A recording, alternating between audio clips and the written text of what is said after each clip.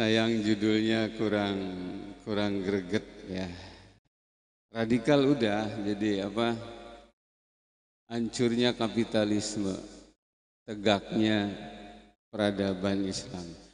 Radikal mah udah ada bau-bau radikal, tapi kurang kapah radikalnya. Jadi hancurnya kapitalisme, tegaknya khilafah. Takbir. Makin orang kafir melarang kita ngomong khilafah, ngomong jihad, makin kita kencangin. Khilafah, jihad, harga mati. Takbir. Enggak khilafah, enggak jihad, mati aja. Ini namanya radikal setengah kapah. Ya, ujung-ujungnya ditangkap juga. Ini yang ditangkap. Jadi Nabi Muhammad itu kan jadi imamnya para nabi di Masjidil Aqsa. Memang isyarah dari Allah, nabi lah ke depan yang layak memimpin umat. Umat Islam lah ke depan yang pantas memimpin dunia. Begitu. Tapi faktanya hari ini malah kebalik ya. Setelah 13 abad umat Islam memimpin dunia, hari ini kita hidup di zaman yang kita tidak lagi memimpin. Ngemakmum masih mending, dikekeyak kok kafir mah. Ngerti dikekeyak, yang enggak ngerti biarin aja ya. Kena roaming dia. Ngemakmum aja udah jelek banget. Sekarang ini bukan cuma ngemakmum kita ke orang kafir, malah jadi bulan-bulanan keserakahan orang kafir. Dibunuh, diperkosa, dipenjara, dimiskinkan secara sistemik. Luar biasa. Indonesia aja merdeka bukan karena ngopi sama Belanda, tapi karena jihad. Tapi setelah merdeka jihadnya disebut terlarang. Kan gelo eta menteri. Saya bilang, Pak Menteri, kamu jadi pejabat itu amanah, digaji sama rakyat, duit paling gede dari umat Islam. Bo, ya bela ini agama, bela umat. Kalau nggak bisa bela umat, mau kafir, jangan ngajak rakyat kafir, lu kafir sendiri aja, PA, saya bilang gitu. Ya. Jelas hadirin sekalian, khilafah itu wajib, malah dicoret juga. Jadi saya katakan sekali lagi, udah makin dilarang kita ngomong khilafah, makin dilarang kita ngomong jihad, makin kencengin. Setuju? Setuju? Kenapa? Satu, karena itu memang tuntutan iman. Syariat Islam itu nggak bisa tegak kalau nggak ada khilafah. Sekarang ini masjid banyak, pesantren banyak, kiai banyak, santri banyak, alumni dalam negeri, alumni luar negeri pada hafal Quran, pada hafal hadis. Itu sudah hafal Quran, hafal hadis mau ngapain? Mesti ditegakkan. Quran itu bakal jadi pahala, Quran itu bakal jadi hebat kalau diamalkan. Islam itu bakal kelihatan gagah, Islam itu kalau diamalkan. Jadi rahmatan lil alamin itu ketika diamalkan, ditegakkan, dilaksanakan secara kafah. Dan yang bisa melaksanakan ajaran Islam secara sempurna, maaf, bukan demokrasi. Bukan. Betul? Bukan. Nah, cuma khilafah. Sekarang khilafahnya dikriminalisasi. Ketika khilafah tidak ada, syariat Islam tidak ada, maka Islam jangankan jadi rahmatan lil alamin, jadi rahmatan lil Habib Rizik aja nggak bisa. Kurang bagaimana? Sudah Habib, Duriah Rasul, ulama pula dipenjara sama rejim yang kayak sekarang ini. Anehnya Kriminalisasi terhadap para habaib dan ulama, bahkan terhadap ajaran Islam terjadi di saat wakil presidennya kiai. Halo? Betul? Kemarin di Banten tuh ada yang bilang, tina lamun boga anak tukang ngabohong, ulah dicari kanan. Jangan diomelin. Kayaknya ada bakat jadi presiden. Kalau punya anak gak bisa ngomong, ngebelengop aja diam, disyukurin, siapa tahu jadi wakil presiden. Ini gitu. Ya. Hadirin sekalian yang dirahmati Allah, oleh karenanya maka ini kalau kembali ke tauhidnya, hancurkan kapitalisme, tegakkan khilafah. Kalau bahasa tauhidnya itu nafi isbat. Nafi isbat, la ilaha illallah, tidak ada Tuhan selain Allah. Jadi Tuhan-Tuhan yang lain mesti dihilangkan, baru isbatkan Allah. Tegakkan khilafah, hancurkan kapitalisme. Hancurkan kapitalisme, tegakkan syariah. Gak mungkin syariah tegak di dalam sistem kapitalisme, gak bisa. Mau sampai kapan coba kita gonta-ganti presiden tapi gak ganti sistem? Bodoh dipiara, diternak jadi warisan. Bodoh kolektif. Dan yang bertanggung jawab dalam hal ini terus terang bukan orang awam, ulama dan habaib. Ulama dan habaib. Udah selesai bicara tentang khilafah wajib, udah selesai. Udah enggak zamannya lagi. Apalagi sudah hari gini masih belum kenal khilafah, ngomongnya aja hilafiyah.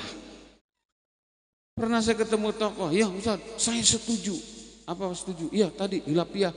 Khilafah, oh iya hilafiyah, hilafah. Disalah lagi dia ngomong. Udah selesai. Allah mewajibkan, Rasul mewajibkan, para sahabat berijma, al-a'immatul arba'ah, imam mujtahidun, semua juga sepakat. Bahkan sahabat bilang, andai kata umat Islam boleh hidup tanpa khilafah, umurnya cuma 3 hari. Ini sekarang 1433 Hijriah, ini umat Islam sedunia nggak ada khilafah, umurnya udah 101 tahun. Maka saksikan, saya bertanggung jawab.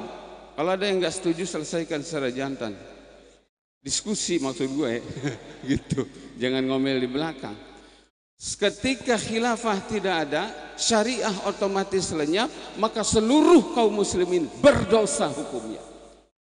Kecuali mereka yang tetap terus berjuang menegakkan khilafah kembali sesuai dengan thariqahnya Rasulullah. Takbir. Takbir. Saya ngomong begini bukan ngecap. Jelek-jelek begini muridnya Mbah Maimun.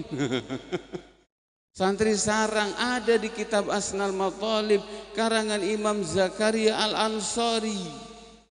Kalau umat diibaratkan boleh tanpa khilafah, umurnya cuma 3 hari. Lewat dari itu semuanya berdosa. Lebih-lebih yang paling berdosa adalah para ulama dan habaib yang dia baca kitab, dia baca Quran, dia baca hadis, kemudian baca kitab-kitab para ulama tapi tidak disampaikan. Jelas? Saya mah bebas santri. Kalau ngomong begini tuh bukan sul adab ke kiai, bukan sul adab ke ulama, karunya Habib Kiai kan jelema. Kasihan. Habib dan Kiai juga manusia, betul? Kita ingatkan.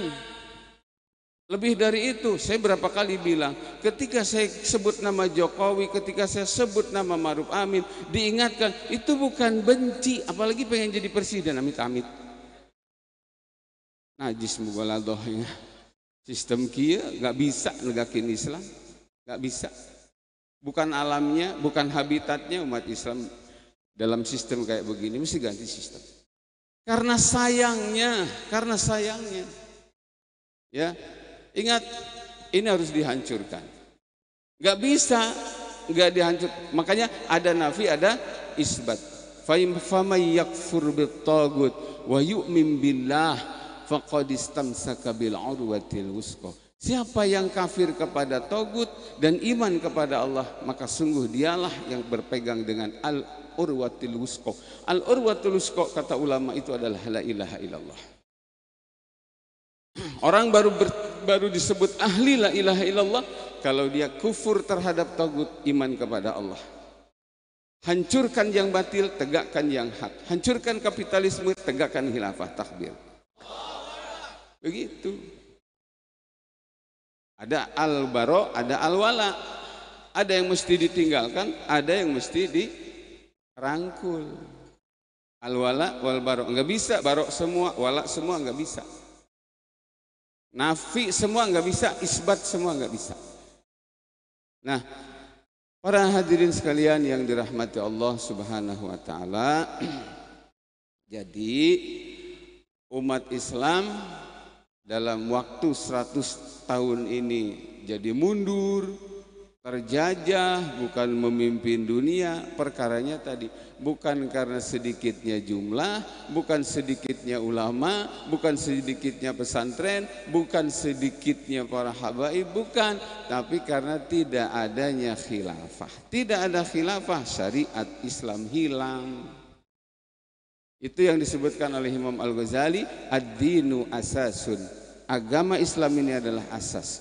Fama laisa lahu asasun fa kharabun. Negara tidak tegak di atas Islam, hancur. Kayak sekarang Indonesia hancur apa enggak? Hancur apa enggak? Udah hancur, pengen nambah periode. Aduh. Ampun dah. Ya, gitu. Selanjutnya kata Imam Al-Ghazali, wasultanu harisun, kekuasaan yang dimaksud adalah negara, itu adalah penjaga. Fama laisa lahu harisun fadaiun. Islam yang al-yauma akmaltu lakum, Islam yang sempurna ini karena tidak dijaga oleh negara, maka yang terjadi Islamnya hilang. Hilang duit kerasa, hilang motor pingsan 2 minggu, hilang syariat Islam cengengesan, kan lucu, ngakunya orang Islam. Punya anak 5 hilang 4, berasa enggak? Punya anak 5 hilang 4, berasa enggak? Kalau dia enggak berasa anaknya hilang, enggak pantas disebut orang tua. Ini Islam sekarang hilang 20%, yang tersisa cuma bab kawin doang. Ya, poligami juga dipersulit. Kemarin aja. Kemarin saya udah dilamarin sama istri pertama, coba masih ada syarat harus sidang dulu di pengadilan. Materi sidangnya apa? Nanti harus dijawab. Siapa yang poligami? Ternyata nggak cuma diizinin sama bini tua, harus ada nanti isi formulir. Penghasilannya jangan kurang dari 15 juta. Orang saya ceramah seridonya, harus ada penghasilan 15 juta. Dipersulit. Kalau zina dipermudah, poligami mau dipersulit. Meskipun nah ini berkah kebanyakan di lockdown kayak begini ya. Baik, itu saja, udah kartu kuning, dia udah acung-acungan ya. Saya nggak enak bersaing sama MC radikal. Mudah-mudahan apa yang disampaikan bermanfaat ya. Saya sayang kepada semuanya, termasuk maaf ya, sayang kepada orang-orang zalim, orang-orang koruptor itu. Selama masih bisa disayangi, didoakan. Tapi kalau bandel terus, kita doakan mereka disiksa dan diazab oleh Allah Subhanahu wa taala. Karena sudah terlalu banyak menyakiti umat. Amin. Sekian dan demikian, terima kasih, mohon maaf, hatur nuhun pisan. Assalamualaikum warahmatullahi wabarakatuh.